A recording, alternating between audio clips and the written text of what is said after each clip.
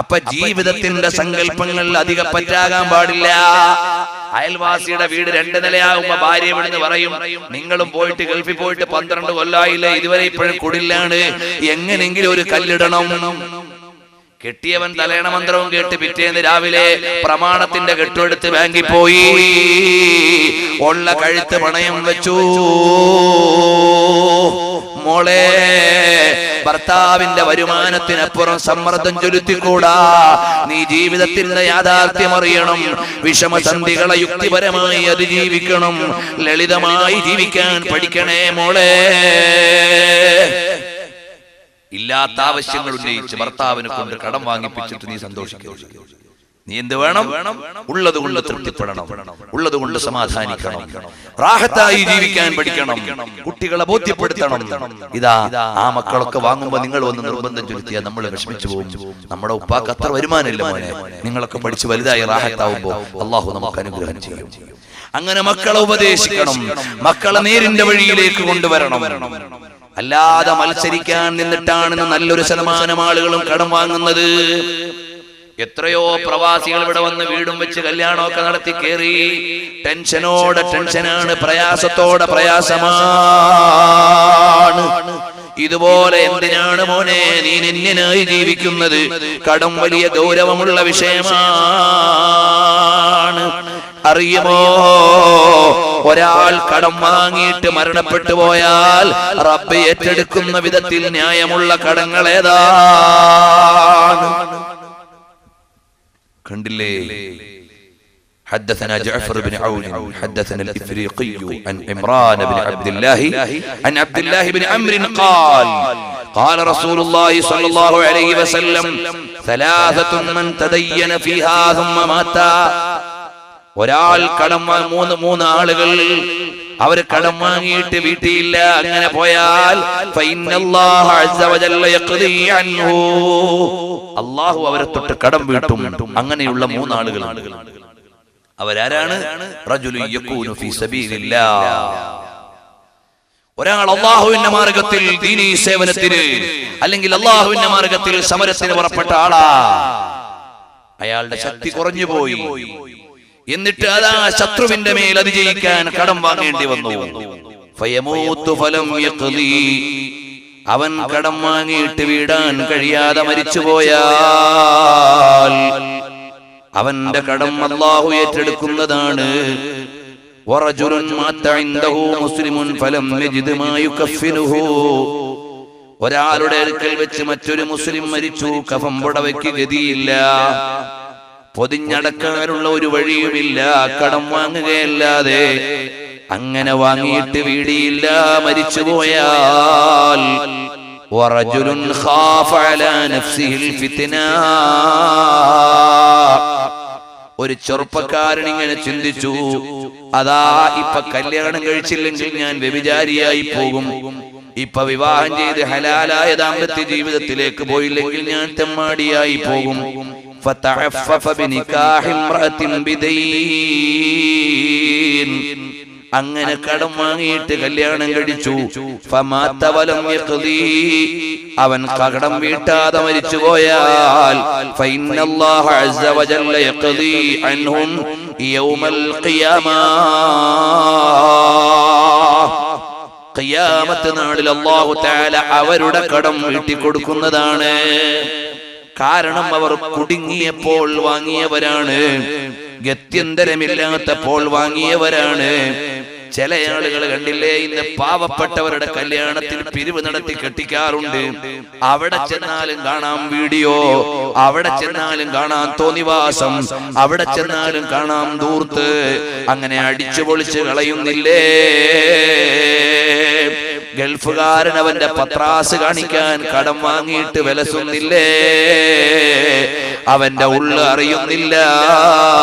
അബ്ദുറഹ്മാൻ ഇബ്നു അബീ ബക്കർ തങ്ങൾ നിവേദനം ചെയ്യുകയാണ്, യദ്ഉല്ലാഹു ബിസ്വാഹിബിദ്ദൈനി യൗമൽ ഖിയാമ, ഖിയാമത്ത് നാളിൽ കടക്കാരനെ അല്ലാഹു വിളിച്ചു നിർത്തും. ഹത്താ യുഖഫു ബൈന യദൈ, അല്ലാഹു ഹാജരാക്കിയിട്ട് ചോദിക്കും, യബ്ന ആദമ ഫീമാ ഖൽത ഹാദ ദൈൻ, എടാ നീ എന്തിനാണ് നീ കടം വാങ്ങിയത്? ജനങ്ങളുടെ ബാധ്യത എന്തേ നീ നഷ്ടപ്പെടുത്തിയത്?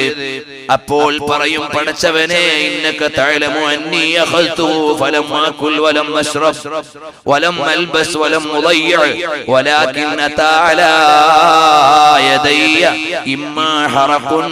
അല്ലാഹുവേ, നിനക്കറിയാമല്ലോ ഞാൻ കടം വാങ്ങിയിട്ട് കുടിച്ചു നടന്നതല്ല, തിന്നു നടന്നതല്ല, ഒടുത്തു നടന്നതല്ല.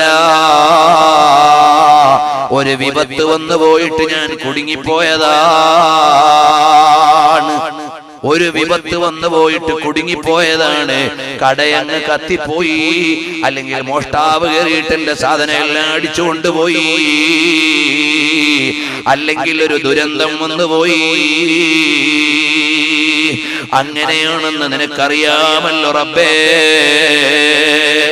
ഈ പ്രയാസം അങ്ങ് കേട്ടാൽ ഫയഖൂലുല്ലാഹു അസ്സ വജല്ല സദഖ അബ്ദി, എന്റെ അടിമ പറഞ്ഞത് സത്യം തന്നെ. അനാ ഹഖ്ഖു മൻ ഖളാ അൻകൽ യൗം, ഇന്ന് നിനക്ക് വീട്ടിൽ തരേണ്ടത് ഞാൻ തന്നെ. അപ്പൊ അല്ലാഹു തആല അവിടുന്ന് കൽപ്പിക്കുന്ന പ്രകാരം ഒരു സാധനം കൊണ്ടുവന്നവന്റെ മീസാനിലേക്ക് അങ്ങ് വെക്കുന്നു. ഫതർജഹു ഹസനാതുഹു അലാ സയ്യിആതിഹി, അവന്റെ തെറ്റിനേക്കാൾ അവന്റെ നന്മ മികയ്ക്കുകയും ഫയദ്ഖുലുൽ ജന്നത ബിഫളി റഹ്മതിഹി, അല്ലാഹുവിന്റെ കാരുണ്യം കൊണ്ട് അവൻ സ്വർഗ്ഗത്തിലാണ്.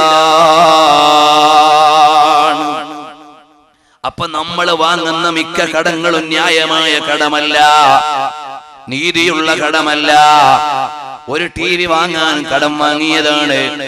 ഇപ്പോൾ ഉള്ള മൊബൈലിന് കോള് പോരാ, എനിക്കൊരു ഡ്യുവൽ സിം ഉള്ള മൊബൈൽ വേണം, അതിന് കടം വാങ്ങിയതാണ്. അപ്പോൾ ട്രിപ്പിൾ സിം ഉള്ള മൊബൈൽ വരുന്നു, അതിനു വേണ്ടി വാങ്ങിയതാണ്. ഏതോ ഒരു കമന്റ് അടിക്കാൻ വേണ്ടി റീചാർജ് കൂപ്പണിന് സംഖ്യയില്ല, അപ്പോൾ വാങ്ങിയതാണ്. അങ്ങനെ എന്റെ പെങ്ങളെ, ഇല്ലാത്തതിനും പൊല്ലാത്തതിനുമൊക്കെ, അനാവശ്യങ്ങൾക്കും ആവശ്യമില്ലാത്തതിനുമൊക്കെ കടം വാങ്ങിയിട്ട് നീ കടക്കാരിയായാൽ, നീ കടം വാങ്ങിയവനായാൽ, ആ കടത്തോടെ മരിച്ചുപോയാൽ വല്ലാത്ത ശിക്ഷയല്ലേ.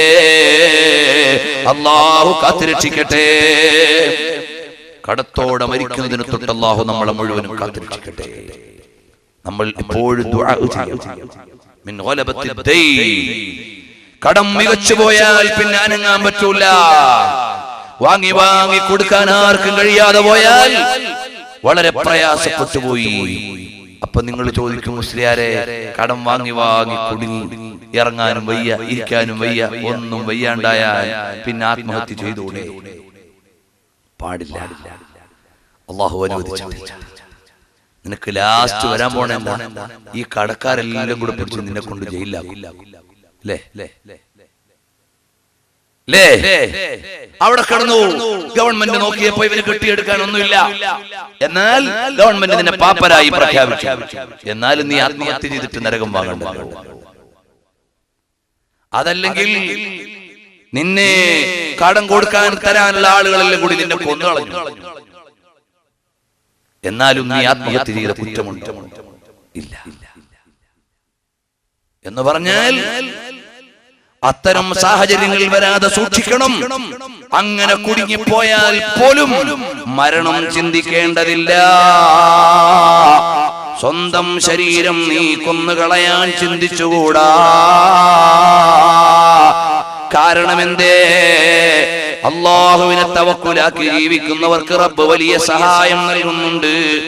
നമുക്കെല്ലാം അറിയുന്ന ഒരു സംഭവമില്ലേ? ഇമാം ബുഖാരി ഉദ്ധരിച്ചില്ലേ? ഇമാം മുസ്ലിം ഉദ്ധരിച്ചില്ലേ? ബനൂ ഇസ്രായേലിലെ ഒരാൾ, അയാൾക്ക് കച്ചവടത്തിന് പോകുമ്പോ കുറച്ച് പൈസ വേണം, 1000 ദീനാർ വേണം. സഅല ബഅദ ബനി ഇസ്രായീല, അതാ ഇസ്രായേലിൽപ്പെട്ട ഒരാളോട് ചോദിച്ചു, 1000 ദീനാർ തരുമോ? അയാൾ പറഞ്ഞു, ഇദ്തിനീ ബിശ്ശുഹദാ. അപ്പോൾ പറഞ്ഞു, സാക്ഷികളെ കൊണ്ടുവന്നാൽ തരാം. ഇയാൾ പറഞ്ഞു, കഫാ ബില്ലാഹി ഷഹീദാ. അല്ലാഹു തന്നെയാണ് സാക്ഷി. ഫഅ്തിനീ ബിൽ കഫീൽ, കഫീലിനെ കൊണ്ടുവരാൻ പറഞ്ഞു. കഫാ ബില്ലാഹി കഫീല, അല്ലാഹു തന്നെ മതി കഫീലായി. അപ്പോൾ ഈ കടം ചോദിച്ച ആള് പറഞ്ഞു, ഞാൻ എനിക്ക് തന്നതിനും സാക്ഷിയും എല്ലാമായിട്ട് അല്ലാഹു മതി. മറ്റേയാൾ അല്ലാഹുവിൽ വിശ്വാസമുള്ള ആളാണ്. അയാൾ പറഞ്ഞു എന്നായിക്കോട്ടെ. ഫദഫഅഹാ ഇലൈഹി ഇലാ അജലിൻ മുസമ്മ, നിശ്ചിത കാലത്തേക്ക് അയാൾക്ക് കടം കൊടുത്തു. ഫഖറജ ഫിൽ ബഹരി ഫഖളാ ഹാജതഹു, അയാൾ കടൽ കടന്നുപോയി, അയാളുടെ ആവശ്യം നിർവഹിച്ചു. തിരിച്ചു വരാൻ നോക്കുമ്പോ അവിടെ കടലിന്റെ അടുക്കൽ വരുമ്പോൾ കപ്പൽ കിട്ടുന്നില്ല, വാഹനം കിട്ടുന്നില്ല. ഇയാളുടെ മനസ്സ് വേവാൻ തുടങ്ങി. പടച്ചവനെ, അവധി നിശ്ചയിച്ച് വാങ്ങിയ കടമാണ്, സമയമായി, ഇനി കൊടുത്തില്ലെങ്കിൽ അയാളുടെ അടുക്കൽ ഞാൻ കുറ്റക്കാരനായി പോകും. അതിലെല്ലാം ഉപരി അല്ലാഹുവിനെയാണല്ലോ ഞാൻ സാക്ഷി നിർത്തിയത്. പടച്ചവനെ കഫീലായി വാങ്ങിയതാണ്. അയാളുടെ മനസ്സ് അനുവദിക്കുന്നില്ല. ഉടനെ ഒരു മരക്കഷ്ണം എടുത്തിട്ട് അതിന് പൊത്തുണ്ടാക്കിയിട്ട് അതിന്റെ ഉള്ളിൽ 1000 ദീനാർ അങ്ങ് വെച്ചു. ഇമാം ബുഖാരി ഉദ്ധരിച്ചതല്ലേ. എന്നിട്ട് ഈ കടം വാങ്ങിയ ആളുടെ പേരിൽ ഒരു കത്തും അങ്ങ് എഴുതി വെച്ചു. എന്നിട്ടത് ആ കടലിലേക്ക് അങ്ങിട്ട് കൊടുക്കുകയാണ്. اللهم إنك تعلم أني كنت تسلفت فلانا ألف دينار فسألني كفيلا فقلت كفى بالله كفيلا. അല്ലാഹുവേ, നിന്നെ സാക്ഷിയാക്കിയിട്ട് ഞാൻ പൈസ വാങ്ങി. തെളിവ് ചോദിച്ചപ്പോ നിന്നെയാണ് പറഞ്ഞത്. അയാൾ തൃപ്തിപ്പെട്ടു. വസഅലനി ഷഹീദൻ ഫഖുൽതു കഫാ ബില്ലാഹി ഷഹീദാ. അയാൾ സാക്ഷിയെ ചോദിച്ചപ്പോ ഞാൻ നിന്നെ സാക്ഷിയാക്കി. അയാൾ തൃപ്തിപ്പെട്ടു. ഞാൻ പരമാവധി ശ്രമിച്ചു ഒരു വാഹനം കിട്ടിയാൽ കൊണ്ട കൊടുക്കാൻ. പക്ഷേ വാഹനം കിട്ടുന്നില്ല. 1000 ദീനാർ നിന്നെ ഏൽപ്പിക്കുകയാണ്. അല്ലാ, നീ അങ്ങ് എത്തിച്ചു കൊടുക്കണേ അല്ലാ. അങ്ങനെ കടം കൊടുത്തയാൾ കടലോരത്തേക്ക് വാഹനം തേടി വരുമ്പോ കടം തരാനുള്ള ആള് വരുന്നോ എന്ന് അന്വേഷിച്ചു വരുമ്പോ ഒരു മരക്കഷ്ണം കിട്ടി. അതെടുത്ത് വീട്ടിൽ കൊണ്ടുപോയി വെട്ടിക്കീറി നോക്കുമ്പോ അതിന്റെ ഉള്ളിൽ ദീനാറുകളും കത്തുമുണ്ട്. ദിവസങ്ങൾ കഴിഞ്ഞു. കൊടുക്കാനുള്ള ആള് ഇതങ്ങെത്തിയോ ഇല്ലേ എന്നറിയില്ലല്ലോ. അയാള് നേരെ വാഹനം കയറി നൽകാനുള്ള ആളുടെ അടുക്കലെത്തി. വിവരം അന്വേഷിച്ചപ്പോഴറിയുകയാണ്, എനിക്കത് കിട്ടിയിട്ടുണ്ടേ. അതാണ് അല്ലാഹു സുബ്ഹാനഹു വ തആല കുടുങ്ങിയ സമയത്ത് അനിവാര്യമായ കടം വാങ്ങിയാൽ അത് കൊടുക്കണമെന്ന നിയ്യത്തോടെ വാങ്ങിയാൽ അല്ലാഹു അവനെ സഹായിക്കും. അല്ലാതെ ആരെങ്കിലും ഒക്കെ പറ്റിച്ച് കുറെ കാലം ജീവിക്കാൻ ചിന്തിച്ച് അവസാനം ജീവിത നൈരാശ്യം കൊണ്ട് ജീവൻ കെടുത്തണ്ട. എന്റെ ഈമാനുള്ള ജനങ്ങളെ, അല്ലാഹു സുബ്ഹാനഹു വ തആല ശിക്ഷ പറഞ്ഞു നിശ്ചയിച്ച കുറ്റമാണ്. അല്ലാഹുവിന്റെ ഹബീബ് ശിക്ഷ നിശ്ചയിച്ച് പറഞ്ഞ കുറ്റമാണ് ആത്മഹത്യ. ആത്മഹത്യ വലിയ കുറ്റമാണ്. ഖൈബർ യുദ്ധത്തിൽ ഒരാൾ വലിയ പോരാളിയായിട്ട് ഇങ്ങനെ ഓടുക. ഒരാൾ ഇങ്ങനെ വെട്ടി നിരത്തി പോണ്. അപ്പോ സ്വഹാബത്ത് പറഞ്ഞു, ഹുവ മിൻ അഹ്ലിൽ ജന്ന, അയാൾ വലിയ പോരാളിയാണ്, ഇന്ന് സ്വർഗത്തിൽ പോണ ആളാണ്. നബി സല്ലല്ലാഹു അലൈഹി വസല്ലം തങ്ങൾ പറഞ്ഞു, ഹുവ മിൻ അഹ്ലിൻ നാർ. നബി തങ്ങൾ പറഞ്ഞു, അയാൾ നരകാവകാശിയാണ്. സ്വഹാബത്തിനത് 100% വിശ്വാസമാണെങ്കിലും കാരണം അവർക്ക് ബോധ്യപ്പെട്ടില്ല. അവരദ്ദേഹത്തിന്റെ പിന്നാലെ അങ്ങ് കൂടി. അപ്പോൾ അവർക്ക് അവസാനമായി ബോധ്യപ്പെട്ടത് എന്താണ്? മാരകമായ ഒരു മുറിവ് പറ്റിയപ്പോ ഇയാൾക്ക് സഹിക്കാൻ കഴിയാതെ സ്വന്തം ആവനാഴിയിൽ നിന്ന് അമ്പെടുത്ത് സ്വന്തമായി തന്നെ അമ്പെയ്തങ്ങ് ചത്തുപോയി, മരിച്ചുപോയി. സ്വഹാബത്ത് പറയുകയാണ് സദഖത യാ റസൂലല്ലാഹ്. കണ്ടില്ലേ, വലിയ യോദ്ധാവാണ്. ഇസ്ലാമിന് വേണ്ടി പടക്കളത്തിൽ യുദ്ധം ചെയ്തിട്ട് ഷഹീദായ ആളാണ്. ചില ഒന്ന് രണ്ട് സ്ത്രീകളുടെ വാർത്ത ഇപ്പൊ അടുത്ത് കേൾക്കാൻ കഴിഞ്ഞു, സുബഹി നിസ്കരിച്ചിട്ടങ്ങ് ആത്മഹത്യ ചെയ്തു കളഞ്ഞു എന്ന്. എന്തൊരു കഷ്ടമാണ്.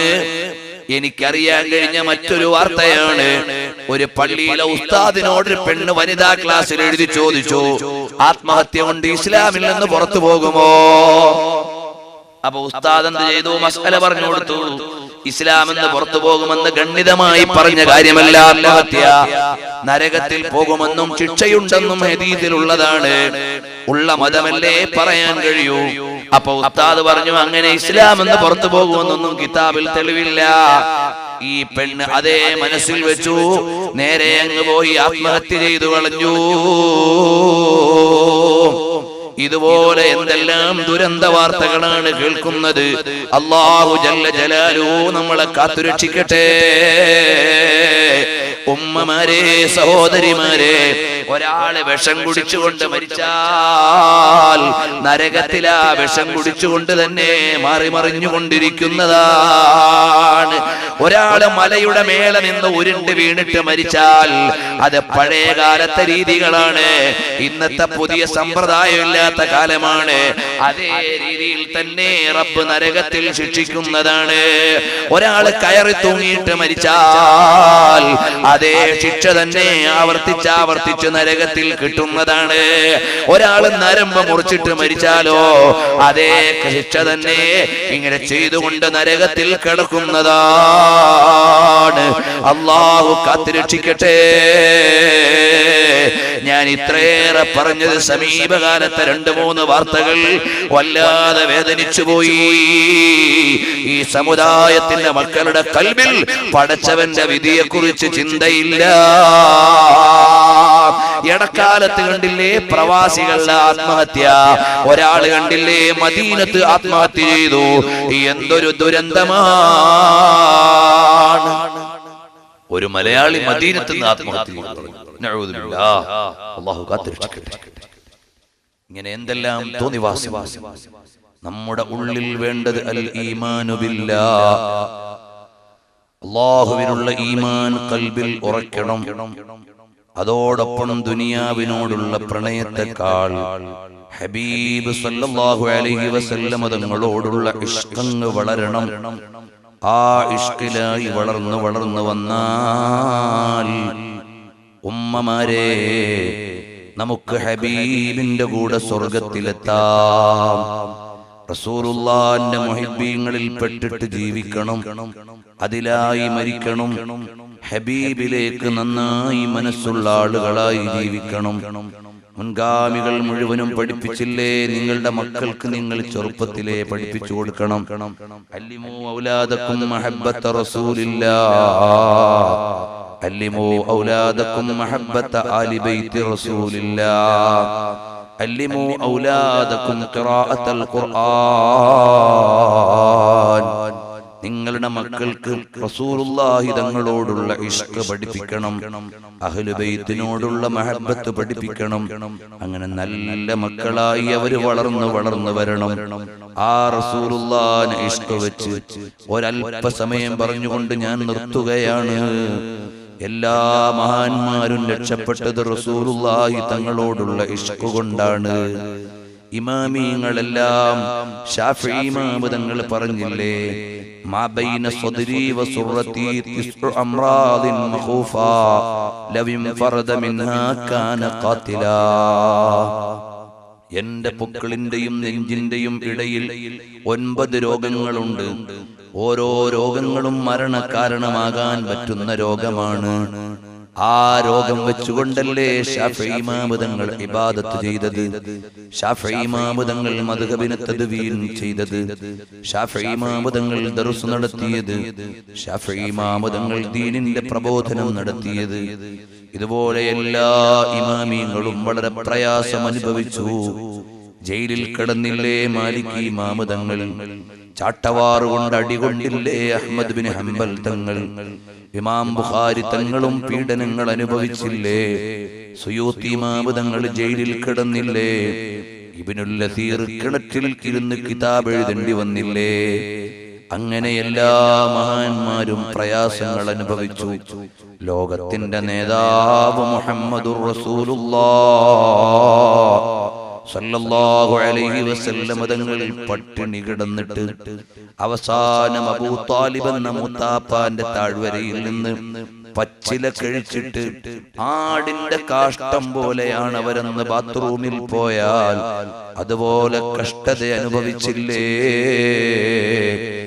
ഹബീബ് സല്ലല്ലാഹു അലൈഹി വസല്ലം തങ്ങൾ ത്വായിഫിൽ ചെന്നപ്പോൾ അവിടുന്ന് എറിയുകയും വിഷമിപ്പിക്കുകയും അവസാനം കുടിക്കാൻ കൊണ്ടുവന്ന ഒരു കോപ്പ വെള്ളം പോലും എതിരാളികൾ തട്ടിയെറിഞ്ഞില്ലേ? ഇതെല്ലാം അനുഭവിച്ചിട്ടാണ് നമ്മുടെ കയ്യിലേക്ക് ദീന് വന്നത്. അതുകൊണ്ട് എന്റെ പെങ്ങന്മാരെ ഞാൻ പ്രത്യേകം ഉപദേശിക്കുകയാണ്. ജീവിത സങ്കല്പങ്ങൾ മോളെ നന്നാകണം. നിനക്ക് പ്രായമാകുമ്പോൾ നല്ലൊരു ഭർത്താവിനെ കൊണ്ട് വാപ്പയും ഉമ്മയും വിവാഹം ചെയ്തയക്കും. നീ അതിനു മുമ്പേതോ ഒരുത്തന്റെ മേനിമിടിപ്പിലും നാടിമിടിപ്പിലും ഫോൺ കോളിലും കണ്ണിന്റെ ചരിവിലും കാതിന്റെ കേൾവിയിലും നീ വിട്ടുപോകരുത്. നീ നിന്റെ ആഖിറം പണയം വെക്കരുത് മോളെ. അള്ളാഹുവിനെ മറന്നുകൊണ്ട് ഏതോ ഒരുത്തന്റെ കൂടെ പോകരുത്. നിനക്ക് നല്ലൊരു ജീവിതം റബ്ബ് നൽകും. നീ അതിന് നല്ല ഒതുക്കവും അതുപോലെ തന്നെ ചിട്ടയും അനുസരിച്ച് ജീവിച്ച് അള്ളാഹുവിലേക്ക് തഖ്വയുള്ളവളാകണേ മോളെ. എന്റെ ഈമാനുള്ള ചെറുപ്പക്കാരാ, മനസ്സമാധാനത്തിന് വേണ്ടി കള്ളുകോപ്പയിലേക്ക് പോകരുത്. അന്യ പെണ്ണിനെ വിളിച്ച് വർത്തമാനം പറഞ്ഞു സമയം കളയരുത്. അതുവഴി തെറ്റിലേക്ക് നീ ചേർന്നു പോകരുത്. അരുതായ്മകളുടെ വക്കിൽ നീ പോയി നിന്നു കൊടുക്കരുത്. പിന്നീടത് വലിയ അപകടത്തിലേക്ക് നിന്നെ വലിച്ചു കൊണ്ടുപോകും. നിനക്ക് മനസ്സമാധാനം തരാൻ ഹബീബിനെ കുറിച്ച് ചിന്തിക്കുമ്പോൾ കഴിയണം. അള്ളാഹുവിനെ കുറിച്ച് ചിന്തിക്കുമ്പോൾ കഴിയണം. റസൂലുള്ളാഹിനെ ഇഷ്ക് വെച്ചിട്ട് അതിലങ്ങ് ലയിക്കണം. ഒറ്റക്കിരിക്കുമ്പോൾ ഹബീബ് വരണം. റസൂലുള്ളാഹിനോടുള്ള ഇഷ്ക് കൊണ്ട് കൽബങ്ങ് നിറയണം. അവസാനം മദീനയിലേക്ക് ചെന്ന് ലോക നേതാവിന്റെ സന്നിധാനത്തിൽ ഒന്ന് നിൽക്കണം. അവിടുത്തെ തിരുമുറ്റത്ത് നിന്ന് അസ്സലാമു അലൈക യാ റസൂലല്ലാഹ് എന്ന് സലാം പറഞ്ഞിട്ട് ഹബീബായ നബി തങ്ങൾ സലാം മടക്കുന്നതൊന്ന് കേൾക്കണം. അത് കേട്ടിട്ടൊന്ന് മരിക്കണം. കിടക്കുന്നതൊന്ന് ബഖീഇലാകണം. അല്ലാഹുവേ ഞങ്ങൾക്ക് ഭാഗ്യം നൽകണേ അല്ലാഹ്. നല്ല ചിന്തയോടെ ജീവിച്ച് ഹബീബിലേക്ക് നല്ല കൽബങ്ങ് ലയിച്ചിട്ടും മഹബ്ബത്ത് വെക്കണം. റസൂലുള്ളാഹിന്റെ പേരിൽ നന്നായി സ്വലാത്ത് ചൊല്ലണം. സ്വലാത്ത് ചൊല്ലി ചൊല്ലി ഹബീബിലേക്ക് ലയിക്കണം. അവസാനം ഹബീബ് ഖബറിൽ കാത്തുനിന്ന് സ്വീകരിക്കുന്ന ജനാസയാകണം മോളെ. അതാ ഒരു പെണ്ണിനെ കുറിച്ച് കേൾക്കാൻ കഴിഞ്ഞു. ഒരു അന്യപുരുഷനുമായി ശാരീരികമായി ബന്ധപ്പെടുന്ന നേരത്ത് ആ അന്യപുരുഷൻ അറ്റാക്കായി അങ്ങ് മരിച്ചുപോയി. എന്തൊരു ദുരന്തമല്ലേ മോളെ വന്നുപോയത്. കണ്ടില്ലേ, ഒരാൾ വ്യഭിചാരവുമായി ഏർപ്പെട്ടാൽ ആ സമയത്ത് ഈമാൻ അയാളിൽ നിന്നങ്ങ് മാറി നിൽക്കില്ലേ? ലാ യസ്നി സാനി ഹീന യസ്നി വഹുവ മുഅ്മിൻ. ഈമാൻ അയാളുടെ കൂടെയില്ല. അതുകൊണ്ട് ഹബീബായ നബി തങ്ങളെ ഇഷ്ക് വെച്ച് ഭർത്താക്കന്മാര് ഗൾഫിലുള്ളവർ അവർ വരുന്നത് വരെ ക്ഷമിച്ച് സഹിച്ച് പടച്ചവനെ ഓർത്തുകൊണ്ട് തഖ്വയോടെ ജീവിച്ച് ഹബീബിലേക്ക് ലയിച്ചുകൊണ്ട് നിൽക്കണം. അല്ലാഹു നമ്മളെ സ്വീകരിക്കട്ടെ. എല്ലാ പുരുഷന്മാരും ഒന്ന് എഴുന്നേറ്റ് അടുത്തേക്ക് വരുമോ? നമുക്ക് ഹബീബിന്റെ പേരിൽ ഒരു 10 സ്വലാത്ത് ചൊല്ലാം. ഹബീബിനെ തവസ്സുലാക്കിയിട്ടൊന്ന് ദുആ ചെയ്യാം. അല്ലാഹുവിന്റെ ഹബീബ് മുഹമ്മദുർ റസൂലുള്ളാഹ് സല്ലല്ലാഹു അലൈഹി വസല്ലം തങ്ങൾ പഠിപ്പിച്ചില്ലേ? കടം വന്നുപോയ ആളുകൾ, അതാ ഹബീബായ നബി തങ്ങൾ കടം വന്നുപോയ ആളുകളെ കുറിച്ച് പറഞ്ഞില്ലേ? ഏതെങ്കിലും ഒരു വിശ്വാസിയായ മനുഷ്യൻ മരിച്ചു, അയാളുടെ അനന്തര സ്വത്തിൽ നിന്ന് കടം വീടാനില്ല. എന്നാൽ നിങ്ങൾ എന്റെ അടുക്കലേക്ക് വന്നോ. ഇമാം ബുഖാരി ഉദ്ധരിച്ചതല്ലേ, ഫഅന മൗലാ, ഞാൻ അയാളുടെ കടം വീടുന്നതാണ്. അഥവാ പൊതു ഖജനാവിൽ യുദ്ധാനന്തര സ്വത്തും മറ്റും എത്തിയപ്പോൾ അതിൽ നിന്ന് വാങ്ങിയിട്ട് കടം വീടുന്നതാണ്. അവിടെ പ്രയോഗിച്ച പദമേതാണ്? അന മൗലാ, അന മൗലാ. നമ്മൾ അതുകൊണ്ടാണ് ചൊല്ലിയത്, മൗലായ സ്വല്ലി വസല്ലിം ദായിമൻ അബദാ അലാ ഹബീബിക ഖൈറിൽ ഖൽഖി കുല്ലിഹിം. ഈമാനുള്ള ചെറുപ്പക്കാരാ, കള്ള് ചിന്തിക്കരുത്, കോപ്പ തുടരുത്. അന്യ പെണ്ണിനോട് നീ അവിഹിതമായി സംസാരിക്കുകയോ ഇടപെടുകയോ ചെയ്യരുത്. സിനിമ കണ്ട് നിന്റെ ജീവിതം കളയരുത്. റസൂലുള്ളാഹിനെ കാണാൻ കൊതിയില്ലേ മോനെ? രാത്രി കിടന്നുറങ്ങുമ്പോ ഹബീബൊന്ന് വരണ്ടേ മോനെ? വെള്ളിയാഴ്ച രാവോ തിങ്കളാഴ്ച രാവോ അസ്സലാമു അലൈക അയ്യുഹൻ നബിയു എന്ന് നിങ്ങൾ ഹബീബിനെ മനസ്സിൽ കണ്ട് പലതവണ ചൊല്ലണം. ഹബീബിനെ മനസ്സിൽ കാണാൻ നമുക്ക് എങ്ങനെ കഴിയാനാണ്? നമ്മൾ സാധുക്കളാണല്ലോ. പച്ചക്കുബ്ബ നമുക്കറിയില്ലേ? ഹബീബ് കിടക്കുന്ന വീടിന്റെ മേലെയല്ലേ? അപ്പൊ ആ വീടൊന്ന് മനസ്സിൽ കരുതണം. തിങ്കളാഴ്ച രാവോ വെള്ളിയാഴ്ച രാവോ ഒറ്റയ്ക്കൊരൽപ്പസമയം വീട്ടിലെ റൂമിലോ അല്ലെങ്കിൽ പള്ളിയിലോ നിങ്ങളുടെ ഓഫീസിലോ നിങ്ങൾ താമസിക്കുന്ന സ്ഥലത്തെവിടെയായാലും ഒറ്റയ്ക്കൊന്നിരിക്കണം. ഹബീബിന്റെ പച്ചക്കുബ്ബയൊന്ന് കൽബിൽ കൊണ്ടുവരണം. എന്നിട്ട് വിളിക്കണം, അസ്സലാമു അലൈക അയ്യുഹൻ നബി. കൽബിന് വലിയൊരു റാഹത്ത് കിട്ടും. കുറെ വെള്ളിയാഴ്ചയും വ്യാഴാഴ്ചയും ഹബീബിനോട് അങ്ങനെ ഒരു ബന്ധമുണ്ടാക്കി നോക്കേ. ഒരു വെള്ളിയാഴ്ച അത് മുടങ്ങിപ്പോകും. അത് നമ്മൾ മരിച്ച ഉടനെ ഉള്ള വെള്ളിയാഴ്ചയാണ്, അല്ലെങ്കിൽ മരിച്ച ദിവസമാണ്. അന്ന് ഹബീബ് നോക്കും, എനിക്ക് സലാമയച്ച ആളെവിടെ? അതാ മരിച്ചു കിടക്കുന്നു. ജനങ്ങൾ വന്ന് നോക്കുന്ന മയ്യിത്താണ്. വല്ല പ്രയാസവുമുണ്ടോ? എനിക്ക് എല്ലാ ആഴ്ചയും സലാമയച്ച ആൾക്ക് വല്ല പ്രയാസവുമുണ്ടോ എന്ന് നബി തങ്ങൾ അന്വേഷിക്കും. എന്നിട്ട് ശഫാഅത്ത് ചെയ്യും കേട്ടോ. മാ മിൻ അഹദിൻ യുസല്ലിമു അലയ്യ ഇല്ലാ റദ്ദല്ലാഹു ഇലയ്യ റൂഹി ഫഅറുദ്ദു അലൈഹി സലാം. നബി തങ്ങൾ സലാം മടക്കും. അത് ഹദീസിലുണ്ട്, നമുക്ക് വിശ്വസിക്കേണ്ട കാര്യമാണ്. അങ്ങനെ ഹബീബ് കേൾക്കുന്നുണ്ട്, വിശ്വസലാം മടക്കുന്നുണ്ട്. അപ്പൊ എല്ലാ വെള്ളിയാഴ്ച രാവും ഹബീബിലേക്കൊരു കണക്ഷൻ. എന്തു രസമാണ് ചെറുപ്പക്കാരാ! വലിയ മോഡേൺ പാൻസ് നീ ഇട്ടിട്ടുണ്ട്, മോഡേൺ ഡ്രസ് നീ ധരിച്ചിട്ടുണ്ട്, മോഡേൺ ഹെയർ സ്റ്റൈൽ നീ വെച്ചിട്ടുണ്ട്. അപ്പൊ നിനക്കൊരു ഗമയുണ്ട്. ഞാൻ തരക്കേടില്ലാത്ത ആളാണ്. പഴയ തലയെ കെട്ടിയ മൊയ്ലിയാര്, പഴയ തുണി ഉടുത്ത് നടക്കുന്ന മൊയ്ലിയാര്, പഴയ ജുബ്ബയിട്ട മൊയ്ലിയാര്, അയാൾക്ക് നേരം വെളുത്തിട്ടില്ല, അയാൾക്ക് ലോകം തിരിഞ്ഞിട്ടില്ല. മോനെ, നിന്നെ പോലെ ബുദ്ധിയില്ലാത്തവൻ ലോകത്തില്ല. കാരണം എന്താണ്? നിന്റെ പാൻസിന്റെ മോഡൽ നാളെ നരകത്തിൽ പോണ ഒരു സിനിമാ നടന്റെ പേരാണ്. നിന്റെ ഷർട്ടിന്റെ മോഡലോ അതും നരകത്തിലെ ഒരു വിറകുകൊള്ളിയുടെ പേരാണ്. ഞങ്ങളിട്ട വേഷമോ അഥവാ മാന്യമായ വസ്ത്രമോ അത് സ്വർഗത്തിന്റെ നേതാവിന് ഇഷ്ടപ്പെട്ട മോഡലാണ്. നീയോ ബുദ്ധിമാൻ, ഞങ്ങളോ ബുദ്ധിമാന്മാർ. യാഥാർത്ഥ്യം ചിന്തിക്കുന്നവരല്ലേ ബുദ്ധിമാന്മാർ, ശരി മനസ്സിലാക്കുന്നവരല്ലേ ബുദ്ധിമാന്മാർ, റിയാലിറ്റി മനസ്സിലാകുന്നവരല്ലേ ബുദ്ധിമാന്മാർ. റിയാലിറ്റി ഷോയുടെ പിന്നിൽ തല പണയം വെക്കുന്ന ഭ്രാന്തന്മാരാണോ? അതുകൊണ്ട് മോനെ നീ ബുദ്ധിമാനാകണം, നീ തഖ്വയുള്ളവനാകണം, അല്ലാഹുവിനെ അറിയുന്നവനാകണം, ഹബീബിലേക്ക് അങ്ങ് ലയിക്കണം. നിങ്ങളെ ഞാൻ നീട്ടി നിർത്തി വിഷമിപ്പിക്കുന്നില്ല.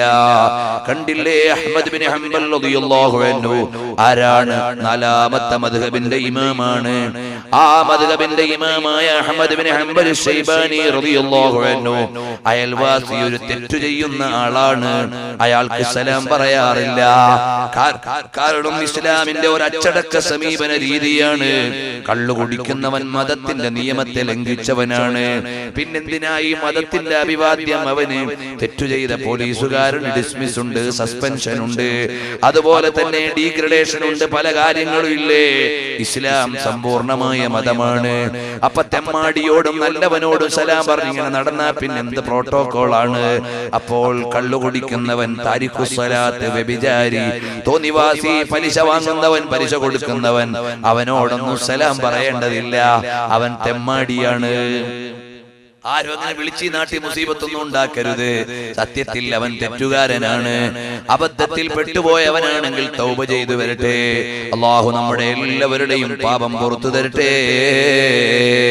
അങ്ങനെ തെമ്മാടിത്തരം ചെയ്യുന്നവനാണെങ്കിൽ, തെറ്റു ചെയ്യുന്നവനാണെങ്കിൽ ഇസ്ലാമിന്റെ അച്ചടക്ക സമീപനമുണ്ട്. ചുരുക്കട്ടെ, അഹ്മദ് ബിൻ ഹംബൽ തങ്ങളുടെ അയൽവാസി കുറ്റം ചെയ്യുന്ന ആളാണ്. ഹംബലി ഇമാം തങ്ങൾ സലാം പറയുന്നില്ല. ഒരു ദിവസം ദർസ് നടത്തിക്കൊണ്ടിരിക്കുമ്പോൾ അതാ വരുന്നു ഇയാൾ സലാം പറയാൻ. അഹ്മദ് ബിൻ ഹംബൽ തങ്ങൾ സലാം മടക്കിയില്ല. അപ്പോൾ ഇദ്ദേഹം പറയാണ്, യാ അബാ അബ്ദില്ലാ, ഓ അഹ്മദ് ബിൻ ഹംബൽ തങ്ങളെ, ഞാൻ തെറ്റുകാരനായതുകൊണ്ടല്ലേ നിങ്ങൾ സലാം മടക്കാത്തത്? എന്നാൽ ഞാൻ തെറ്റിൽ നിന്നും മുഴുവനും ഒഴിവായി. ബിറുഇയാ റഅയ്തുഹാ, ഒരു സ്വപ്നം കണ്ട ശേഷം, ഒരു സ്വപ്നം കണ്ട ശേഷം ഞാൻ തെറ്റു ചെയ്യുന്നില്ല. ഏത് സ്വപ്നമാ മോനെ കണ്ടത്? റഅയ്തുൻ നബിയ സ്വല്ലല്ലാഹു അലൈഹി വസല്ലം ഫിൻ നൗമി, ഉറക്കിൽ ഞാൻ നബി തങ്ങളെ കണ്ടു. കന്നഹു അലാ ഉൽമിൻ മിനൽ അർളി, നബി തങ്ങൾ ഒരു ഉയർന്ന ഭൂമിയുടെ മേലെയാണ്. വനാസുൻ കസീറുൻ അസ്ഫല ജുലൂസ്, അതാ കുറെ ജനങ്ങൾ താഴെ ഇരിക്കുന്നുണ്ട്. ഫയഖൂമു റജുലുൻ മിൻഹും ഇലൈഹി, ഓരോരുത്തർ എഴുന്നേറ്റ് നബി തങ്ങളുടെ അടുക്കൽ പോകുന്നുണ്ട്. എന്നിട്ട് പറഞ്ഞു, നബിയേ ദുആ ചെയ്യണേ, ദുആ ചെയ്യണേ എല്ലാവരും പറയുന്നുണ്ട്. ഹത്താ ലം യബ്ഖ മിനൽ ഖൗമി ഗൈരി, എല്ലാവരും പോയി നബി തങ്ങളെ കണ്ട് ദുആ ചെയ്യിച്ചു. ഞാൻ മാത്രം പോയില്ല. ഫാറത്തു അൻ നഖൂമ ഫതഹയ്യതു മിൻ ഖബീഹി മാ കുന്തു അലൈഹി, എനിക്ക് പോകണമെന്നുണ്ട്. ഞാൻ എഴുന്നേറ്റ് നോക്കി. അപ്പ എന്റെ മനസ്സിലൊരു നാണം. ഞാൻ തെമ്മാടിത്തരം ചെയ്ത ആളല്ലേ, ഞാൻ എങ്ങനെ പോകാനാണ്? ഞാൻ തെറ്റു ചെയ്ത ആളല്ലേ, ഞാൻ എങ്ങനെ പോകാനാണ്? അങ്ങനെ ഞാൻ മടിച്ചവിടെ ഇരുന്നു. അപ്പ നബി സല്ലല്ലാഹു അലൈഹി വസല്ലം തങ്ങൾ ചോദിച്ചു, യാ ഫുലാൻ ലിമ ലാ തഖൂമു ഇലയ്യ, എന്തേ മോനെ എഴുന്നേറ്റ് വരാത്തത്? അപ്പോൾ പറഞ്ഞു, യാ റസൂലല്ലാഹ് യഖ്തഉനിൽ ഹയാഉ ലിഖബീഹി മാ അന അലൈഹി, ഞാൻ തെറ്റുകാരനായ നാണത്താൽ എനിക്ക് വരാൻ തോന്നുന്നില്ല നബിയേ. അപ്പോൾ നബി തങ്ങൾ പറഞ്ഞു, മോനെ നിന്റെ കൽബിൽ അങ്ങനെ നല്ലൊരു ചിന്തയുണ്ടെങ്കിൽ നീ എഴുന്നേറ്റ് വന്നോ. ഫഖുംതു ഫദഅലി, ഞാൻ ചെന്നപ്പോൾ നബി തങ്ങൾ ദുആ ചെയ്തു തന്നു. ഫന്തബഹതു, ഞാൻ ചെന്നപ്പോൾ നബി സല്ലല്ലാഹു അലൈഹി വസല്ലം ദുആ ചെയ്തു തന്നു. എന്നിട്ട് നബി തങ്ങൾ പറഞ്ഞു, ഫഇന്നക ലാ തസുബ്ബു അഹദൻ മിൻ അസ്ഹാബി, നീ തെറ്റു ചെയ്തിട്ട് കുറ്റബോധമുള്ളവനാണ്. അതോടൊപ്പം നിനക്കൊരു ഗ്യാരന്റി, നിനക്കൊരു മേന്മയുണ്ട്. നീ സ്വഹാബത്തിനെ കുറ്റം പറയാത്ത ആളാണ്. വഫാത്തായ നബി തങ്ങളെ നേരിട്ട് വിളിക്കണമെന്ന് പറഞ്ഞ സിദ്ദീഖുൽ അക്ബർ തങ്ങളുടെ പണി മോശമായി പോയെന്ന് നീ ചിന്തിക്കുന്നില്ല. 20 റക്അത്ത് തറാവീഹ് ജമാഅത്തായി വ്യവസ്ഥാപിതമായി ഉമർ ബിൻ ഖത്താബ് തങ്ങൾ ചെയ്ത പണി തെറ്റാണെന്ന് നീ ചിന്തിക്കുന്നില്ല. ജുമഅക്ക് 2 വാങ്ക് നടപ്പിലാക്കിയ ഉസ്മാൻ ബിൻ അഫ്ഫാൻ തങ്ങൾ ചെയ്ത പണി ശരിയായില്ലെന്ന് നീ ചിന്തിക്കുന്നില്ല. അഹ്ലു ബൈത്തിന്റെ നേതാവായ അലി ഇബ്നു അബീ ത്വാലിബ് തങ്ങളെ ആദരിച്ചുകൂടാ എന്ന് നീ ചിന്തിക്കുന്നില്ല. നീ ഒരു സ്വഹാബിയും ചീത്ത പറയാത്ത ആളാണ്. അതുകൊണ്ട് നിനക്ക് ഞാൻ ഇതാ ദുആ ചെയ്യുന്നു. ഫഖുംതു ഫദഅലി, ഞാൻ അങ്ങനെ എഴുന്നേറ്റ് പോയി എനിക്ക് വേണ്ടി ദുആ ചെയ്തു തന്നു. ഫന്തബഹതു, ഞാൻ അങ്ങ് ഉണർന്നു. വഖദ ബഗദ അല്ലാഹു ഇലയ്യ മാ കുന്തു അലൈഹി, അതുവരെ ഞാൻ ചെയ്ത എല്ലാ തെറ്റും എനിക്ക് ദേഷ്യമുള്ളതായി മാറി, വെറുപ്പുള്ളതായി മാറി. ഇത് പറഞ്ഞു കഴിഞ്ഞപ്പോൾ അഹ്മദ് ബിൻ ഹംബൽ തങ്ങൾ പറഞ്ഞു, യാ ജഅഫർ, ഓ ജഅഫറേ, യാ ഫുലാൻ, ഇതുവരെ കാര്യം പറഞ്ഞ മനുഷ്യ, ഹദ്ദിസൂ ബിഹാദാ വഹ്ഫദൂ ഫഇന്നഹു യൻഫഅ, അതൊന്ന് നല്ലതുപോലെ കേട്ട് ഓർമ്മിച്ചു വെച്ചേ മോനെ, ഉപകാരമുള്ള സംഭവമാണ്. കണ്ടോ മഹാന്മാരായ ഇമാമിങ്ങളുടെ ജീവിതം. അതുകൊണ്ട് നന്നായി ഹബീബിലേക്ക് സ്വലാത്ത് ചൊല്ലി എടുക്കണം. ഒരുപാട് തവണ റസൂലുള്ളാഹിനെ മനാമിൽ കാണാൻ ഞങ്ങൾക്ക് ഭാഗ്യം നൽകണേ അല്ലാ. കാണിക്കാതെ ഞങ്ങളെ മരിപ്പിക്കല്ലേ അല്ലാ. ഒരുപാട് തവണ കാണിക്കണേ അല്ലാ. ഒരുപാട് ഉമ്മമാര്, ജ്യേഷ്ഠന്മാര്, സഹോദരിമാര് അതാ സ്വലാത്ത് ചൊല്ലി ചൊല്ലി ഹബീബിനെ കണ്ട സന്തോഷം ഞങ്ങളോട് പറയാറുണ്ട്. ഞങ്ങളെയും അവരെയും ഈ മഖബൂലിങ്ങളിൽ ഹബീബിന്റെ ഇഷ്ടക്കാരിൽ പെടുത്തി തരണേ അല്ലാ.